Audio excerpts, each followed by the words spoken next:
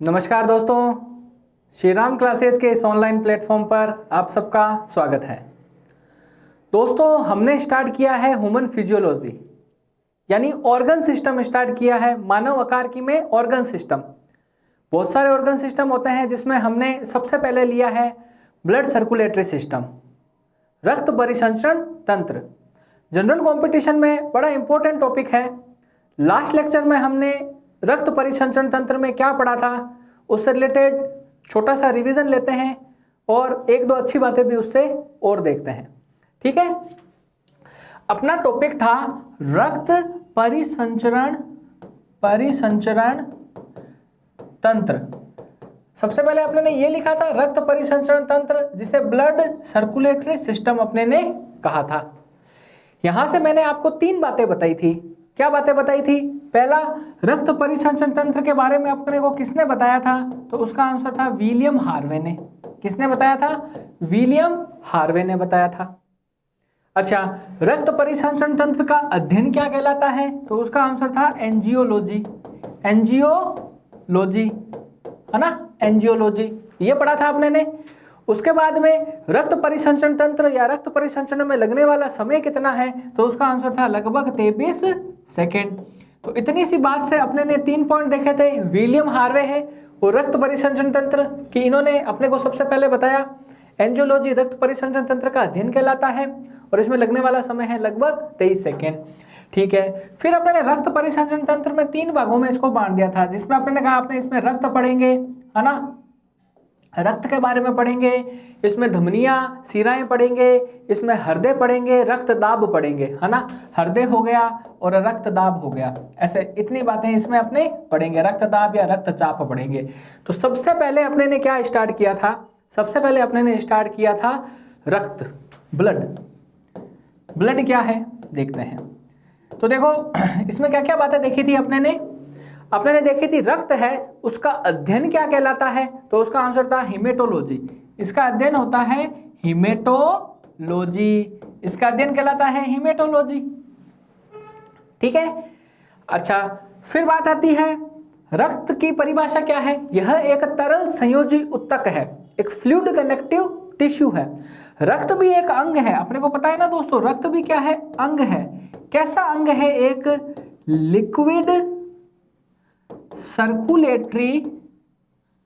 Liquid circulatory organ है। रक्त कैसा अंग है? एक तरल परिसंचरित अंग है। कभी आपसे पूछ ले रक्त क्या है, तो रक्त एक अंग है। कैसा अंग है? तरल परिसंचरित अंग है, एक तरल संयोजी उत्तक है। शरीर के हर अंग को जोड़ने का काम भी करता है और एक खुद अंग भी है, क्योंकि पूरे शरीर में इसका परिसंचरण होता है, इसलिए ये एक तरल परिसंचरित क्या है? अंग है। ठीक है, यहां से एक अच्छा क्वेश्चन और बताता हूं, याद आ रहा है मेरे को। कभी कहते हैं कि रक्त की उत्पत्ति किससे होती है? तो उसका आंसर है जो रक्त होता है ना, वो एक मीजोडर्मल ओरिजिन है। इसकी उत्पत्ति क्या है? मीजोडर्मल ओरिजिन, मीजोडर्मल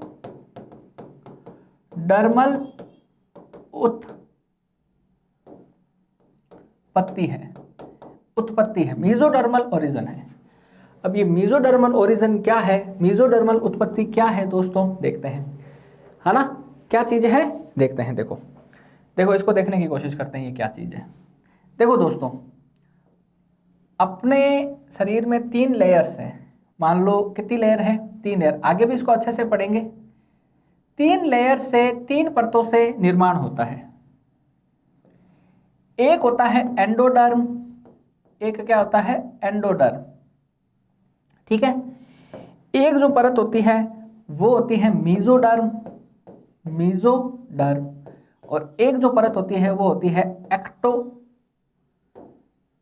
एक्टोडर्म होती है। ठीक है, अलग कलर से लिख देता हूं, आप कहते हो तो इसको मैं थोड़ा अलग कलर से लिख देता हूं ताकि समझ में आ जाए अपने को। एक होती है एक्टोडर्म। 3 परतें हैं। कितनी है टोटल? 3 परतें हैं। 3 क्या है? लेयर है। 3 क्या है? परतें हैं, लेयर है। ठीक है, जो एंडोडर्म है ना, एंडोडर्म, देखो इसको हम बोलते हैं एंडोडर्म। इससे किसका निर्माण होता है?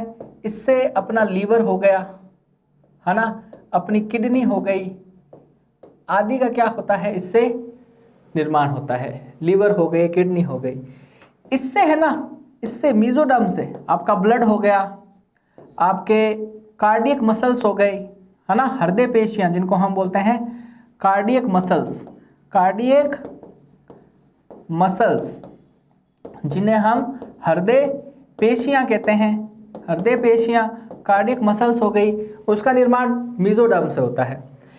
एक्टोडर्म की बात करें, किसकी बात करें, एक्टोडर्म की, तो इससे भी देखो चीज़ों का निर्माण होता है।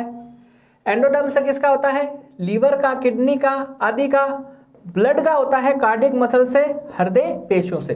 तो अपना क्वेश्चन यही था कि जो हृदय है, सॉरी ब्लड है, रक्त है, रक्त की कैसी उत्पत्ति है, तो उसका आंसर होता है मीजोडर्मल ओरिजिन है। यह एक कैसा ओरिजिन है, मीजोडर्मल ओरिजिन है। बाकी इसकी जो डिटेल स्टडी है हम अच्छे से आगे करेंगे कि क्या चीज़ है क्या नहीं है। तो आपको ये बात ध्यान रखनी है, मीजोडर्मल जो ओरिजिन है वो क्या है, हृदय का। अच्छा ये नहीं बताया, एक्टोडर्म है, उससे किसका निर्माण होता है, अपनी स्किन का, अपनी त्वचा का। 3 लेयर्स हैं, कौन कौन सी, एंडोडर्म, लीवर हो गया, किडनी हो गई, ये आपके किससे, एंडोडर्म से, मीजोडर्म से ब्लड कार्डियक मसल्स, एक्टोडर्म से त्वचा का। समझ में आया तो ठीक है, नहीं तो इसका आगे भी चर्चा होगी अच्छे से। तो क्वेश्चन क्या था मेरा, क्वेश्चन ये था कि जो रक्त है, ब्लड है, वो कैसी उत्पत्ति है, तो उसका आंसर होता है यह एक मीजोडर्मल ओरिजिन है, एक मीजोडर्मल उत्पत्ति है। वर्ड याद रखना, एक लिक्विड सर्कुलेटरी ऑर्गन है, एक तरल परिसंचरित अंग है, एक तरल संयोजी उत्तक है, और एक मीजोडर्मल उत्पत्ति है। ठीक है, मीजोडर्म के भाग से उत्पत्ति होती है। यहां तक कहानी आई थिंक आपको अच्छे से समझ में आ गई होगी। ठीक है, आगे चले। फिर मैंने कहा था आपको कि जो अपने शरीर में रक्त होता है वो 5 से 6 लीटर होता है, जो शरीर के भार का कितना होता है, 70% होता है। मान लो किसी के भार उसका 80 किलो है, तो 80 किलो का 70% निकालोगे तो इसी रेंज में आता है। किसी का 70 kg है ना, 70 से 80 kg है, तो इस रेंज में आ जाता है। ठीक है, मतलब रक्त जो होता है वो शरीर के कितना होता है, 5 से 6 लीटर, जो शरीर के भार का कितना है, शरीर के भार का 7% है, 70 नहीं 7% है। ये बात बताई थी। फिर बताया था अपने रक्त में एक धातु पाई जाती है जिसे हम क्या बोलते हैं, उस धातु को हम बोलते हैं, उस धातु को हम क्या बोलते हैं, उस धातु को बोला जाता है आयरन, जो कि किस स्टेट में होती है, Fe+2 स्टेट में होती है। ठीक है, एक अच्छा सा पॉइंट मैं आपको और बताता हूं, अपनी जो रक्त होता है ना, रक्त, ब्लड, रक्त की जो पीएच है ना, पीएच, वो क्या होती है, वो होती है 7.4। यानी रक्त किस प्रकृति का होता है, तो उसका आंसर होता है, रक्त होता है वो क्षारीय प्रकृति का होता है। किस प्रकृति का होता है, क्षारीय प्रकृति का होता है, बेसिक नेचर का होता है। अपना जो रक्त है वो क्षारीय प्रकृति का होता है, बेसिक नेचर का होता है, जिसकी पीएच होती है 7.4। अब ये पीएच क्या है, केमिस्ट्री पढ़ेंगे तो अच्छे से बताएंगे, अभी आप इतना ध्यान रख लो। चलो मैं थोड़ा सा बता देता हूँ। देखो एक स्केल होता है, जो होता है 1 से 0 और 1 से 7 और 7 से 14। इस स्केल को अपने ने बताया था किसने, सोरेनसन ने। किसने बताया था, सोरेनसन ने। ये एक स्केल है जिसकी सहायता से हम किसी भी पदार्थ के पीएच को ज्ञात कर सकते हैं। पीएच हमें क्या बताती है, पीएच हमें ये बताती है कि वो पदार्थ अम्लीय है, क्षारीय है या उदासीन है ना। अम्लीय मतलब स्वाद में खट्टे, क्षारीय मतलब क्या होता है, स्वाद में कड़वा, और उदासीन मतलब क्या हो गया, ना खट्टा ना कड़वा। ठीक है, जैसे शुद्ध जल की पीएच कितनी होती है, 7 होती है। तो अगर पीएच की वैल्यू 1 से 7 के बीच में आ गई तो इसका मतलब वो कैसा है, वो अम्लीय होता है। कैसा होता है, अम्लीय होता है। अगर पीएच की वैल्यू 7 से 14 आ गई तो इसका मतलब वो कैसा होता है, क्षारीय होता है ना। 7 से ज़्यादा और 14 तक आ गई तो आ गई, और 7 से कम आ गई, पीएच 7 से कम है तो कैसा है, वो अम्लीय, और पीएच 7 से ज़्यादा है तो कैसा है, क्षारीय। और पीएच अगर 7 आ जाती है ना, पीएच 7, तो कैसा होता है, वो उदासीन होता है। कैसा होता है, उदासीन, जिसे हम क्या बोलते हैं, न्यूट्रल बोलते हैं। तो रक्त होता है उसकी पीएच कितनी होती है 7.4 होती है, यानी रक्त होता है वो किस प्रकृति का होता है, क्षारीय प्रकृति का होता है। ये पॉइंट अपने ने इससे लास्ट लेक्चर में नहीं लिखा था, आप आज नोट कर लेना। आगे चलते हैं कि रक्त को अपने ने दो भागों में बांटा, थोड़ा सा रिवीजन कर लेते हैं ना तो अपना भी कॉन्फिडेंस मेंटेन हो जाता है, अच्छी बातें भी बाद में सीखने को मिलती है। ब्लड को, रक्त को अपने ने दो भागों में बांटा, एक तो था आपके ब्लड प्लाज्मा, है ना, ब्लड प्लाज्मा, और एक था आपके ब्लड कॉर्पसल्स, है ना, रक्त रुधिराणु। ये कितना था, ये 55% था, ये कितना था, ये 45% था। इसको कितने भागों में बांटा, 3 में, आरबीसी, डब्ल्यूबीसी और प्लेटलेट्स, है ना, प्लेटलेट्स। आरबीसी इस 45 की कितने प्रतिशत थी, तो उसका आंसर था 99%। डब्ल्यूबीसी कितनी थी 0.2% और प्लेटलेट्स कितनी थी, तो 0.8%। तो अपने ने यहाँ से क्वेश्चन देखा था कि सबसे अधिक संख्या में कौन से रक्त रुधिराणु होते हैं, तो उसका आंसर होता है आरबीसी, है ना, और सबसे कम संख्या में डब्ल्यूबीसी। संख्या में बोले तो कितने होते हैं, ये होते हैं 4 से 5 मिलियन प्रति 100 ml रक्त, 4 से 5 मिलियन प्रति 100 ml रक्त। गलती से लास्ट लेक्चर में या मिलियन की जगह लाख लिख दिया था, 4 से 5 लाख नहीं होते हैं, एक्चुअल में देखा जाए तो कितने होते हैं, 40 से 50 लाख होते हैं, है ना। वैसे 4.5 से 5.5 की रेंज में तो होते हैं पुरुष में, और 4 से 5 होते हैं किस में होते हैं, महिला में होते हैं। पर अपने ने एक रेंज लिख दी 4 से 5 लाख, यानी 4 से 40 से 50 लाख क्या होते हैं, ये होते हैं। छोटा सा करेक्शन कर लेना, गलती से वो लिखा गया, लाख लिख दिया था, 4 से 5 लाख। आरबीसी कितनी होती है 180 मनुष्य में, 40 से 50 लाख या 55 से 60 लाख होती है। तो एक एवरेज 40 से 50 लाख होती है, जिसको कैसे लिखा है, 4 से 5 मिलियन प्रति 100 ml। ये होती है हजारों में, ये होती है लाखों में, 1.5 से 3 लाख या 4 से 5 लाख के आसपास ये होती है ना, 5 लाख तक ये होती है। और ये कम हो जाती है तो अपने को डेंगू फीवर हो जाता है, ये कम हो जाती है तो एड्स हो जाता है, टाइफाइड हो जाता है, और ये कम हो जाती है तो मलेरिया हो जाता है। आकार में सबसे बड़ी होती है डब्ल्यूबीसी, जबकि संख्या में सबसे ज्यादा होती है आरबीसी। तो ये कुछ पॉइंट्स अपने ने किए थे, ठीक है। अब देखो इनकी 1 by 1 अपने को, ये अपना छोटा सा रिवीजन था, थोड़ा जल्दी करवाया है, अच्छे से आप उस लेक्चर को देखो अगर किसी ने नहीं देखा है तो। अब आज से अपना टॉपिक स्टार्ट करते हैं, वो है ब्लड प्लाज्मा। तो आज का जो रिवीजन करवाया है उसमें 2 बातें ध्यान रखना, 2-3 बातें ध्यान रखनी है। क्या बातें, पहली तो रक्त क्या है, एक अंग है, कैसा अंग है, एक सर्कुलेटरी ऑर्गन है, परिसंचरित अंग है। दूसरा, कैसा उत्पत्ति कहाँ से होती है, मीजोडर्म से। किससे होती है, मीजोडर्म से, यानी एक मीजोडर्मल ओरिजिन है, एक मीजोडर्मल उत्पत्ति है, ठीक है। उसके बाद में बात करते हैं कि रक्त की पीएच कितनी होती है, 7.4 होती है, यानी रक्त कैसा होता है, क्षारीय प्रकृति का होता है। 3 बातें समझ में आई, ये याद रखना, नए पॉइंट्स हैं। अब देखो दोस्तों, अब हम स्टार्ट करते हैं ब्लड प्लाज्मा, जिसे हम कहते हैं रक्त प्लाज्मा।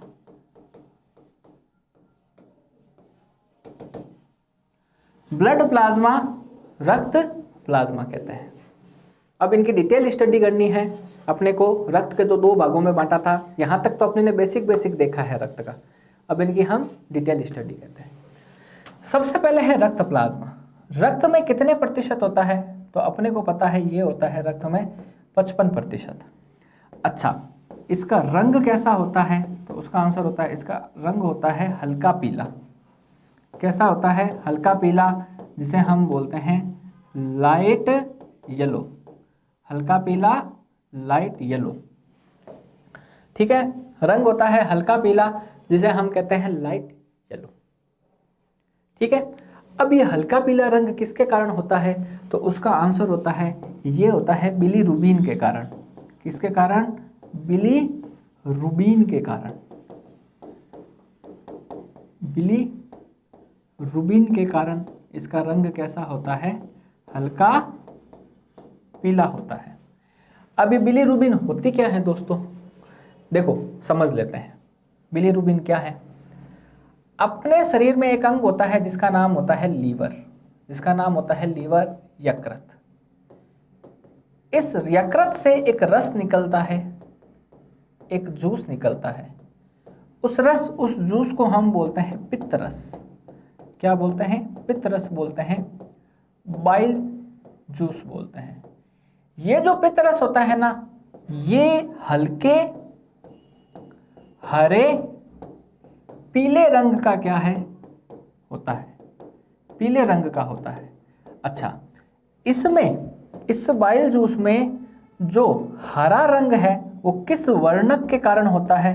तो हरा रंग जिस वर्णक के कारण होता है उसे बोलते हैं बिलीवर्डिन।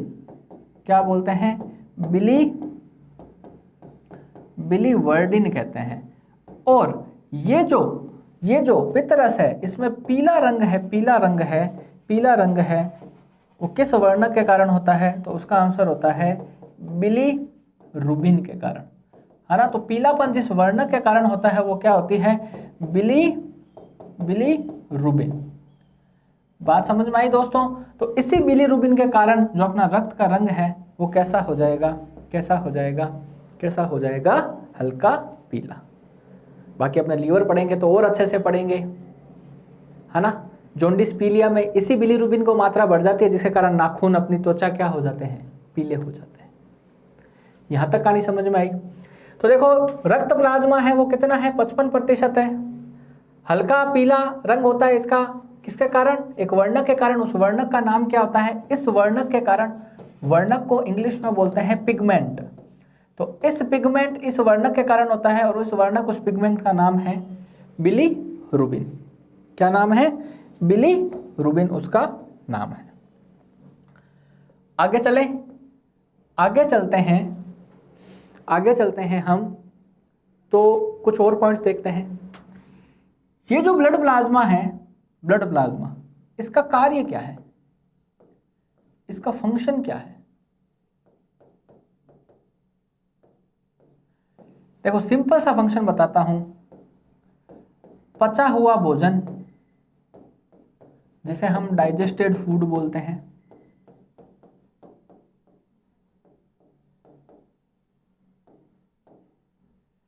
पचा हुआ भोजन, डाइजेस्टेड फूड, आपके शरीर में जो हार्मोन है,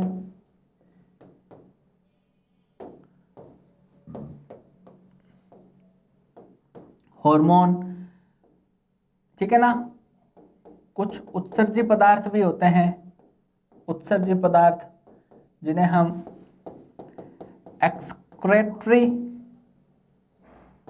सब्सटेंस बोलते हैं। उत्सर्जी पदार्थ, उनका एक स्थान से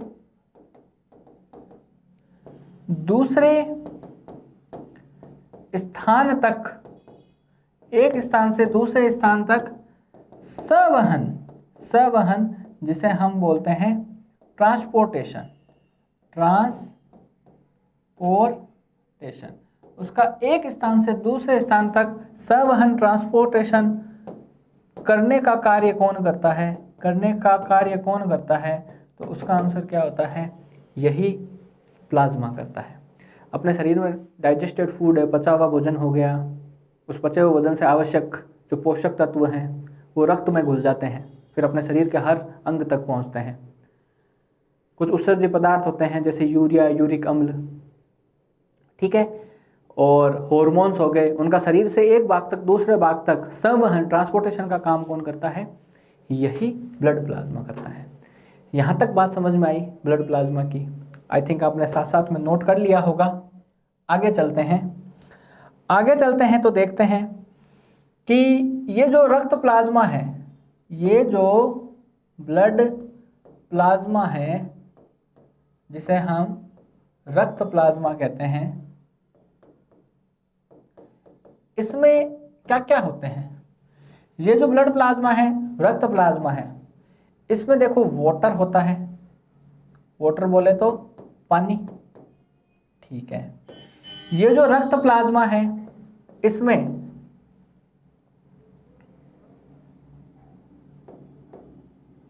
इसमें प्रोटीन होता है, प्रोटीन,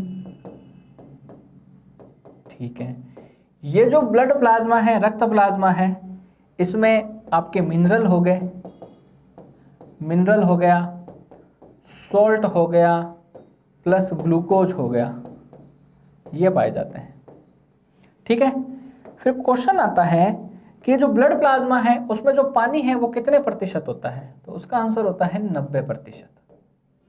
ये जो रक्त प्लाज्मा है, ब्लड प्लाज्मा है, उसमें प्रोटीन कितने प्रतिशत होती है, तो उसका आंसर होता है लगभग 7%।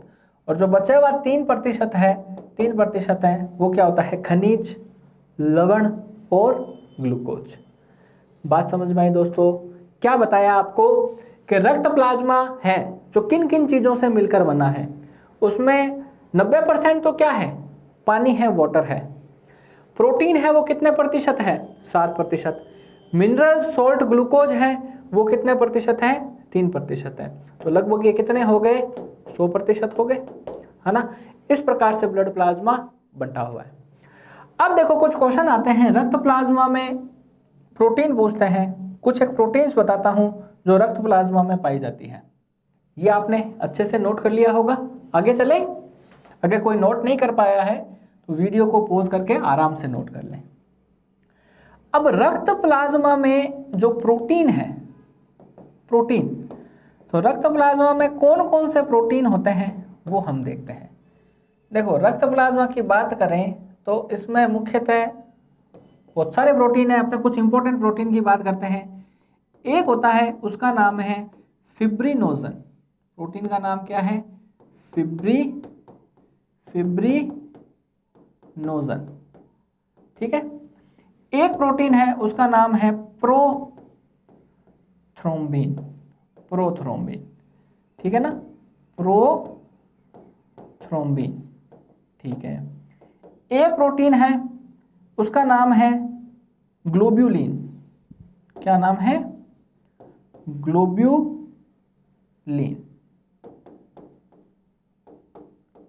ग्लोब्यूलिन। ठीक है। और एक प्रोटीन है उसका नाम है एल्ब्यूमिन। क्या नाम है, एल्ब्यूमिन। ठीक है।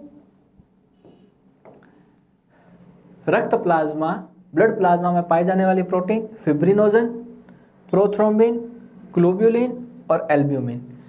जिसमें ये जो होती है ना फिब्रिनोजन और प्रोथ्रोम्बिन, इसे हम क्लोट प्रोटीन भी बोलते हैं, क्योंकि ये रक्त का थक्का बनाने में क्या करती है, थक्का बनाने में क्या करती है, सहायता करती है।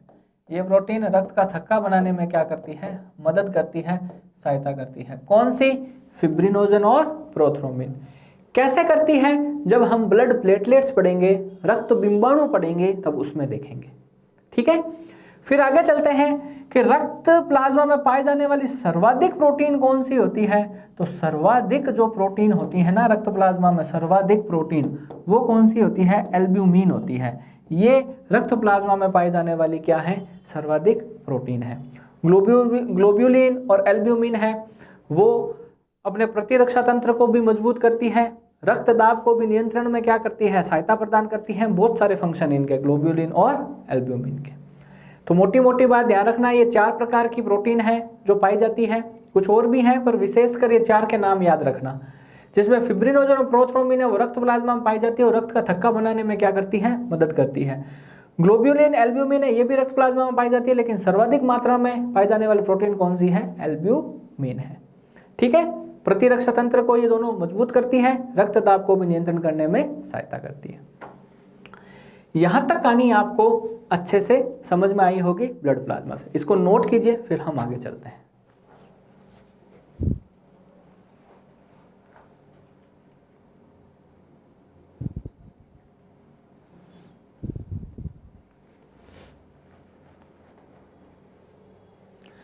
नोट किया दोस्तों, आगे चलें अच्छे से। देखो, अब देखो, आपने ने पढ़ा है ब्लड प्लाज्मा, इसका हल्का पीला रंग किसके कारण, कौन कौन से इसके भाग हैं, और कुछ विशेष प्रकार की प्रोटीन देखी। अब देखो एक बात और अच्छी बताता हूं, अपना जो ब्लड प्लाज्मा है ना, ब्लड प्लाज्मा, रक्त प्लाज्मा, ठीक है, इसमें से अगर मैं कौन सी प्रोटीन को बाहर निकाल दूं, फिब्रिनोजन प्रोटीन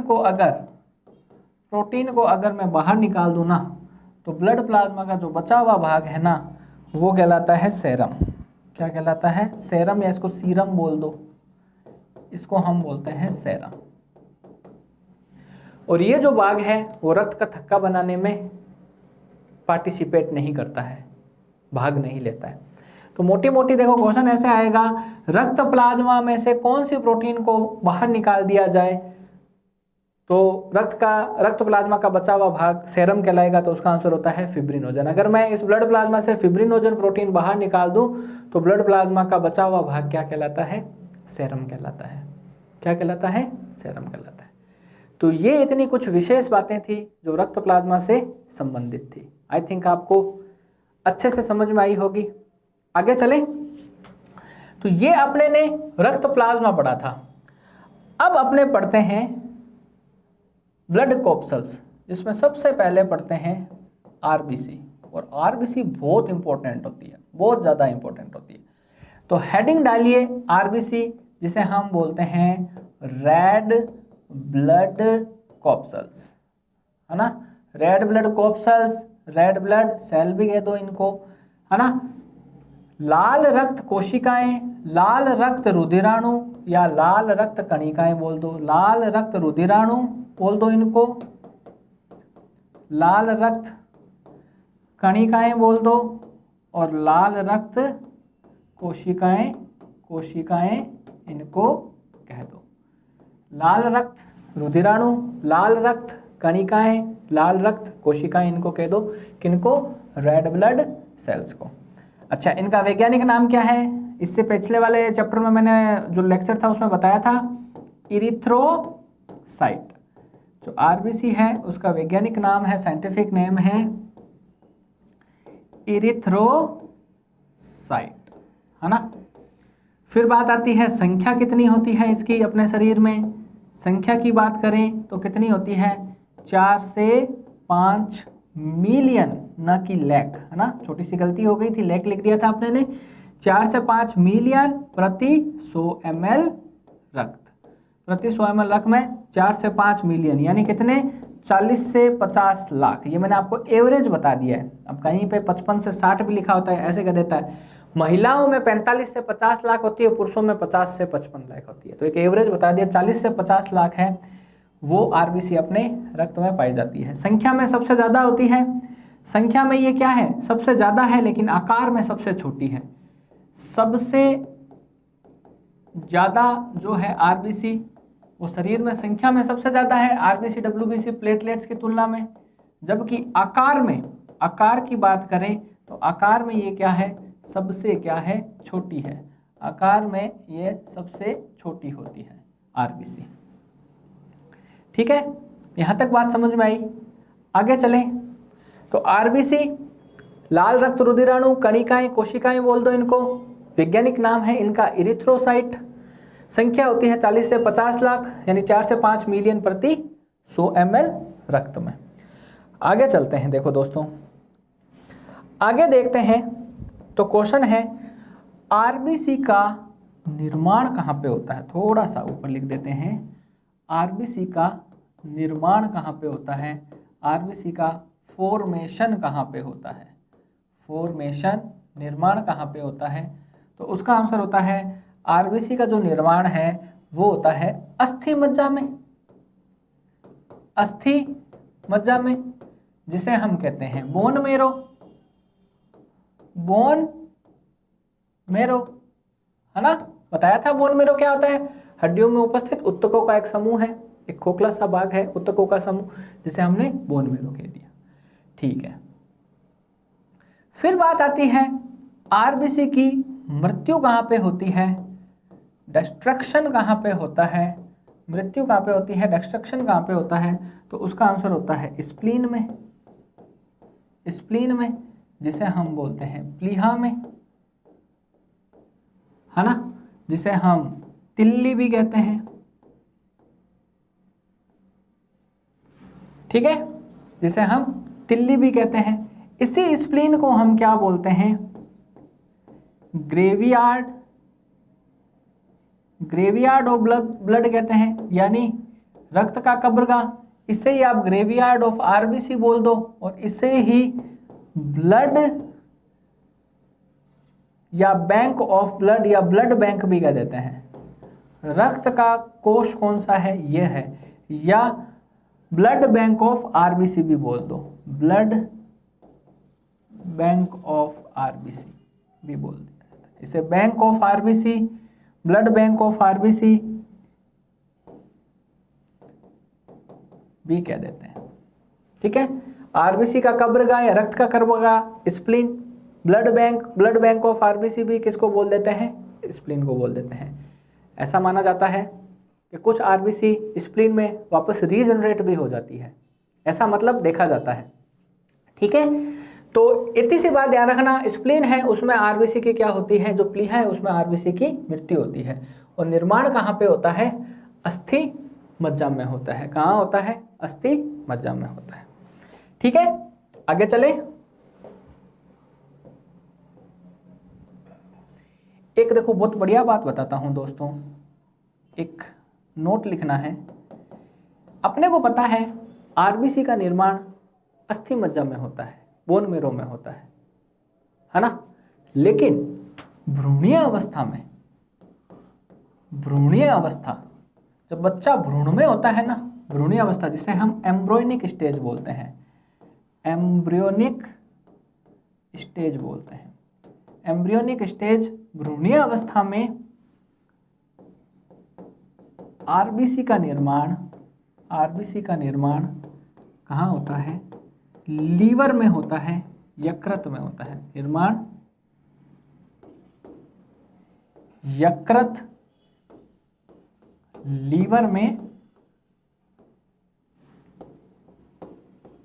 होता है। तो भ्रूणीय अवस्था में एम्ब्रियोनिक स्टेज में आरबीसी का जो निर्माण होता है वो यकृत, लीवर में होता है। जबकि नॉर्मल स्टेज में देखा जाए तो कहाँ होता है, अस्थि मज्जा में। जब बच्चा भ्रूण में होता है तो उस समय उसमें आरबीसी का निर्माण कहाँ होगा, लीवर में, यकृत में होगा।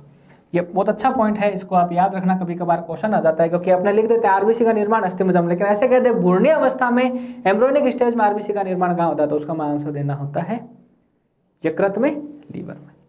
ठीक है, समझ में आई बात। आगे चलें, अपने आगे चलते हैं। तो देखो आरबीसी का निर्माण देख लिया, आरबीसी की अपने ने मृत्यु देख ली, आरबीसी का जीवन काल देखते हैं। आरबीसी का जीवन काल कितना है, तो उसका आंसर होता है इसका जीवन काल, जो लाइफ स्पैन है, संपूर्ण जीवन काल है, स्पैन है, वो कितना होता है, तो वो होता है लगभग 120 दिन। कितना होता है, 120 डेज, 120 दिन होता है आरबीसी का जीवन काल। ठीक है, कितना होता है, 120 दिन होता है। ठीक है, आगे चलते हैं। आरबीसी की आकृति कैसी होती है, आकृति यानी इसकी जो शेप है वो कैसी होगी, आकार कैसा होगा, आकृति कैसी होगी, आकार या आकृति कैसी होगी, तो उसका आंसर होता है इसका जो आकार होता है वो होता है द्विअवतल। ये द्विअवतल आकार की होती है, जिसे हम बोलते हैं बाइकॉनकेव। बाइकॉनकेव द्विअवतल के आकार की होती है, यानी ऐसे देखो, ये ऐसे इस टाइप के आकार की होती है, द्विअवतल के आकार की होती है, बाइकॉनकेव शेप की होती है। अब दोस्तों यहाँ पे ना एक अच्छी बात बताता हूँ, आरबीसी की है ना आकृति, आकार जो है ना वो एक्चुअल में कैसा होता है, गोल होता है, राउंड शेप की होती है। ये कब होती है राउंड शेप की, जब इससे हीमोग्लोबिन, जिसे हम एच भी बोलते हैं, हीमोग्लोबिन जुड़ी नहीं होती है ना, जुड़ी नहीं होती है, तब इसकी आकृति कैसी होती है, गोल होती है ना। हीमोग्लोबिन जुड़ी नहीं होती है ना, तब इसकी आकृति गोल होती है। लेकिन जैसे ही आरबीसी से हीमोग्लोबिन, अब ये हीमोग्लोबिन क्या है सर, अभी देखते हैं, पढ़ेंगे। हीमोग्लोबिन जिसे हम एच भी बोलते हैं, हीमोग्लोबिन क्या नाम है इसका, हीमोग्लोबिन।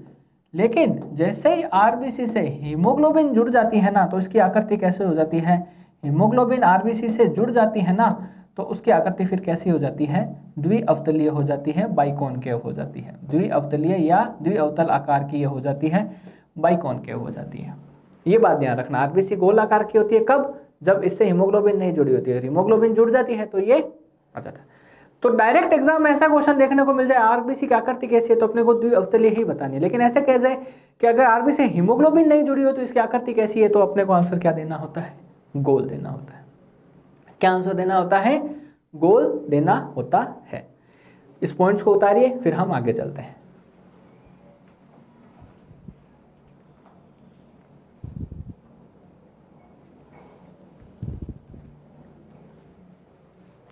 उतार लिया होगा अच्छे से, आगे चलें। देखो आगे चलते हैं, आरबीसी से रिलेटेड कुछ अच्छी बातें और देखते हैं। देखो अपने शरीर में कोशिका होती है ना, कोशिका, ये मान लो आपकी कोशिका है, मान लिया जस्ट, मतलब एक बार मान लिया ये क्या है, हमारी कोशिका है। कोशिका के बीच में एक भाग होता है जिसे हम बोलते हैं केंद्रक। क्या बोलते हैं, केंद्रक। इसके बारे में सबसे पहले अपने को बताया था रॉबर्ट ब्राउन ने। किसने बताया था, रॉबर्ट ब्राउन ने बताया था। आरबीसी के बीच में एक भाग होता है जिसे बोलते हैं केंद्रक, केंद्रक को बताया था रॉबर्ट ब्राउन। सॉरी, कोशिका है, कोशिका के बीच में एक केंद्रक होता है, उसके बारे में किसने बताया, रॉबर्ट ब्राउन ने। यह है कोशिका, ठीक है। लेकिन इसको एक बार हटा रहा हूं, लेकिन आरबीसी जो होती है, आरबीसी जो होती है उसमें, आरबीसी भी तो एक प्रकार की क्या है, कोशिका ही है दोस्तों। आरबीसी भी तो एक प्रकार की कोशिका है। उस आरबीसी में केंद्रक नहीं पाया जाता है ना। आरबीसी में केंद्रक जिसे हम बोलते हैं न्यूक्लियस, भाई अपने को पता है कोशिकाओं में केंद्रक पाया जाता है, पर आरबीसी भी एक प्रकार की कोशिका है, तो आरबीसी में केंद्रक नहीं पाया जाता है, नहीं पाया जाता है। आरबीसी में केंद्रक उपस्थित नहीं होता है दोस्तों, अनुपस्थित होता है। लेकिन एक अपवाद है यहाँ पे, एक्सेप्शन है। क्या अपवाद है, अपवाद ये है कि दो जानवर के नाम याद रखना। एक जानवर है ऊंट जिसे हम बोलते हैं कैमल, और एक जानवर है लामा। लामा, लामा भी देखो ऊंट की तरह ही होता है ना, पर उसका जो आकार होता है ना वो ऊंट से थोड़ा हाइट कम होती है, ऊंट से हाइट कम होती है। ऊंट के जैसा ही एक लामा जानवर होता है, उसकी हाइट ऊंट से कम होती है। ऊंट व लामा की आरबीसी में केंद्रक पाया जाता है। ऊंट व लामा की आरबीसी में क्या पाया जाता है, केंद्रक पाया जाता है। ध्यान रखना, आरबीसी में केंद्रक नहीं पाया जाता है, लेकिन ऊंट व लामा दो ऐसे जानवर हैं जिनकी आरबीसी में क्या पाया जाता है, केंद्रक पाया जाता है। अच्छा, आरबीसी की संख्या हम कैसे काउंट कर सकते हैं, तो इससे पहले वाले लेक्चर में मैंने आपको बताया था एक डिवाइस होती है जिसे हम हेमोसाइटोमीटर कहते हैं, हेमोसाइटोमीटर कहते हैं। इस हेमोसाइटोमीटर की सहायता से अपने आरबीसी हो गया, डब्ल्यूबीसी हो गया, प्लेटलेट्स हो गया, इनकी संख्या को क्या कर सकते हैं, काउंट कर सकते हैं कि अपने रक्त में ये है कितनी, अपने ये रक्त में है कितनी। तो ये कुछ पॉइंट्स थे जो अपने ने आरबीसी से रिलेटेड देखे, ठीक है। आरबीसी की संख्या कितनी है, आरबीसी का आकार कितना है, आरबीसी में केंद्रक पाया जाता है या नहीं पाया जाता है तो किस में पाया जाता है, ठीक है। आरबीसी की संख्या किससे काउंट कर सकते हैं, ये कुछ अच्छे पॉइंट थे। अब सर आपने इतनी लंबी चौड़ी आरबीसी पढ़ा दी, लेकिन एक पॉइंट तो बताया ही नहीं, क्या, कि इस आरबीसी का फंक्शन क्या है, कार्य क्या है। इस आरबीसी का फंक्शन क्या है, कार्य क्या है, ये तो आपने बताया ही नहीं। अभी बताते हैं। देखो, ब्लड प्लाज्मा का फंक्शन था, रक्त प्लाज्मा का फंक्शन था शरीर के प्रत्येक अंग तक पोषक तत्वों को पहुंचाना, हार्मोन को पहुंचाना आदि, है ना। उत्सर्जी पदार्थ उसको किडनी, फिर किडनी उस उत्सर्जी पदार्थों का फिल्टर कर देती है, रक्त प्लाज्मा के माध्यम से ये क्या होते हैं, पहुंचते हैं। लेकिन जो आरबीसी है इसका फंक्शन क्या होता है, इसका फंक्शन होता है शरीर की प्रत्येक कोशिका तक, शरीर की प्रत्येक कोशिका जिसे हम बोलते हैं सेल, शरीर की प्रत्येक कोशिका तक ऑक्सीजन को पहुंचाना, वह CO2 को वापस लाना, CO2 को वापस लाने का जो कार्य है ना, कार्य वो कौन करता है? वो करता है अपनी आरबीसी। वो कौन करती है? आरबीसी करती है। आरबीसी में एक प्रोटीन पाई जाती है जिसे हम बोलते हैं हीमोग्लोबिन। हीमोग्लोबिन से ऑक्सीजन जुड़ती है, ऑक्सी हीमोग्लोबिन नाम का प्रोडक्ट बनता है। तो यहाँ से एक टॉपिक और निकल के आता है हीमोग्लोबिन, जो कि अपने को अच्छे से पढ़ना है और इससे रिलेटेड काफ़ी अच्छे क्वेश्चन पूछे गए हैं। तो नेक्स्ट लेक्चर में हम हीमोग्लोबिन के बारे में पढ़ेंगे, आरबीसी से रिलेटेड कुछ और अच्छी बातें देखेंगे और आरबीसी से संबंधित रोग भी देखेंगे। देखो मैंने आपको बताया ना, बहुत सारे रोग होते हैं, संक्रामक और असंक्रामक रोग होते हैं, है ना। सूक्ष्म जीवों के कारण होने वाले रोग देख लिए थे, परंतु कुछ रोग हैं जैसे मेरे आरबीसी की कमी के कारण मेरे को मान लो सिकल सेल एनीमिया हो गया, तो जरूरी थोड़ी मेरे पास में कोई व्यक्ति खड़ा है परिवार में उसको भी सिकल सेल एनीमिया हो जाए, हो भी सकता है, नहीं भी हो सकता है ना। तो आरबीसी के कारण होने वाला रोग कौन कौन से हैं वो भी अपने देखेंगे, है ना। नेक्स्ट लेक्चर बड़ा मजेदार लेक्चर होगा, जुड़े रहिए, बने रहिए हमारे साथ में विज्ञान की दुनिया में। ठीक है, आज के लिए इतना ही। जय हिंद, जय भारत।